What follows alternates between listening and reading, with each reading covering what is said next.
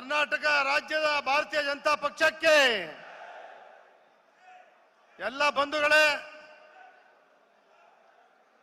ಕರ್ನಾಟಕ ರಾಜ್ಯದಾದ್ಯಂತ 7 ದಿನಗಳ ಕಾಲ ಕರ್ನಾಟಕ ರಾಜ್ಯದ ಕಾಂಗ್ರೆಸ್ ಸರ್ಕಾರದ ವಿರುದ್ಧವಾಗಿ, ಕರ್ನಾಟಕ ರಾಜ್ಯದಲ್ಲಿ ನಡೀತಾ ಇರತಕ್ಕಂಥ ಭ್ರಷ್ಟಾಚಾರದ ವಿರುದ್ಧವಾಗಿ ಇವತ್ತೇನು ಬೆಂಗಳೂರಿನ ಕೆಂಗೇರಿಯಿಂದ ಮೈಸೂರಿನವರೆಗೆ ಪಾದಯಾತ್ರೆಯ ಮೂಲಕ ತಾವೆಲ್ಲರೂ ಕೂಡ ದಣಿದಿದ್ದೀರಿ, ಹೋರಾಟ ಮಾಡಿದ್ದೀರಿ. ಮೊದಲು ಈ ಕಾರ್ಯಕ್ರಮಕ್ಕೆ ಆಗಮಿಸಿರ್ತಕ್ಕಂಥ ತಮಗೆಲ್ಲರಿಗೂ ಕೂಡ NDA ಪಕ್ಷದ ಪರವಾಗಿ, ಬಿಜೆಪಿ JDS ಪಕ್ಷದ ಪರವಾಗಿ ಹಾರ್ದಿಕ ಸುಸ್ವಾಗತವನ್ನು ತಮಗೆಲ್ಲರೂ ಕೂಡ ಬಯಸ್ತಾ ಇದ್ದೇನೆ.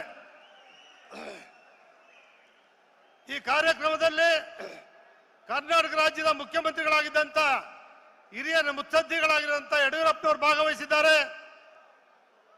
ಭಾರತೀಯ ಜನತಾ ಪಕ್ಷದ ಉಸ್ತುವಾರಿಗಳಾಗಿರ್ತಕ್ಕಂಥ ರಾಧಾ ಮೋಹನ್ ಅಗರ್ವಾಲ್ ರವರು ಭಾಗವಹಿಸಿದ್ದಾರೆ. ಮಾಜಿ ಮುಖ್ಯಮಂತ್ರಿಗಳಾಗಿರ್ತಕ್ಕಂಥ ಬಸವರಾಜ ಬೊಮ್ಮಾಯಿ ಅವರು ಭಾಗವಹಿಸಿದ್ದಾರೆ. ಇನ್ನೇನು ಕೆಲವೇ ನಿಮಿಷಗಳಲ್ಲಿ ಈ ರಾಜ್ಯದ ಜನಪ್ರಿಯ ಮುಖ್ಯಮಂತ್ರಿಗಳಾಗಿದ್ದಂಥ ಕರ್ನಾಟಕ ರಾಜ್ಯ ಜನತಾದ ಅಧ್ಯಕ್ಷ HD ಕುಮಾರಸ್ವಾಮಿ ಅವರು ಆಗಮಿಸ್ತಾ ಇದ್ದಾರೆ. ಭಾರತೀಯ ಜನತಾ ಪಕ್ಷದ ಅಧ್ಯಕ್ಷರಾಗಿರ್ತಕ್ಕಂಥ ವಿಜಯೇಂದ್ರ ಅವರು ಆಗಮಿಸ್ತಾ ಇದ್ದಾರೆ. ನಿಖಿಲ್ ಕುಮಾರಸ್ವಾಮಿ ಅವರು ಆಗಮಿಸ್ತಾ ಇದ್ದಾರೆ.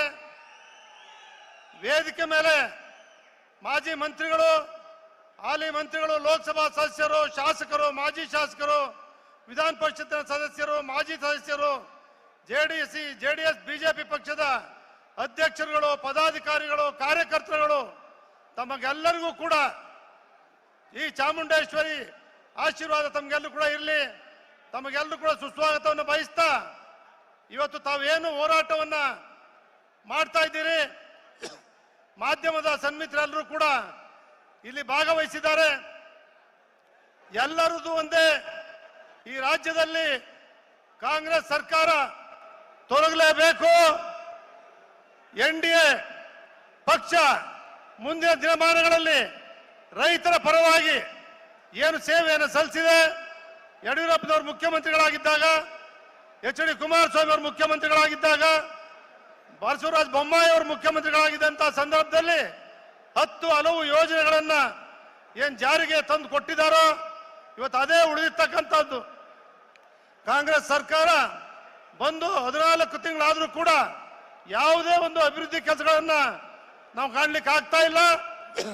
ಇವತ್ತೇನು ಮೂಡ ಹಗರಣ ಇರ್ಬೋದು, ವಾಲ್ಮೀಕಿ ನಿಗಮದ ಹಗರಣ ಇರ್ಬೋದು, ಪ್ರತಿನಿತ್ಯ ಪ್ರತಿದಿನ ಇದರ ವಿರುದ್ಧವಾಗಿ ಏನು ಹೋರಾಟ ನಡೀತಾ ಇದೆ, ರಾಜ್ಯ ಜನರಿಗೆ ಗೊತ್ತಾಗ್ತಾ ಇದೆ. ಈ ಹೋರಾಟದಲ್ಲಿ ನಾವು ಗೆಲುವು ಆಗಲೇಬೇಕು, ಕಾಂಗ್ರೆಸ್ ಸರ್ಕಾರ ತೊಲಗಲೇಬೇಕು.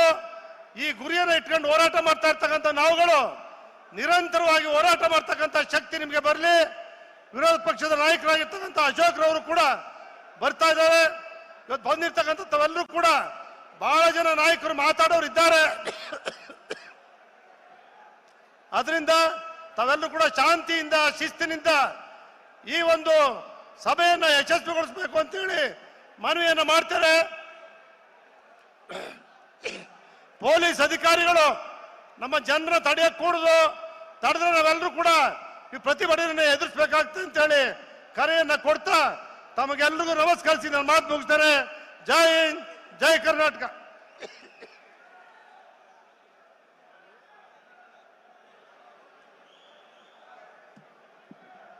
ಈಗ ಈ ವೇದಿಕೆಯನ್ನ ಉದ್ದೇಶಿಸಿ ಕರ್ನಾಟಕ ರಾಜ್ಯದ ನಾಯಕರು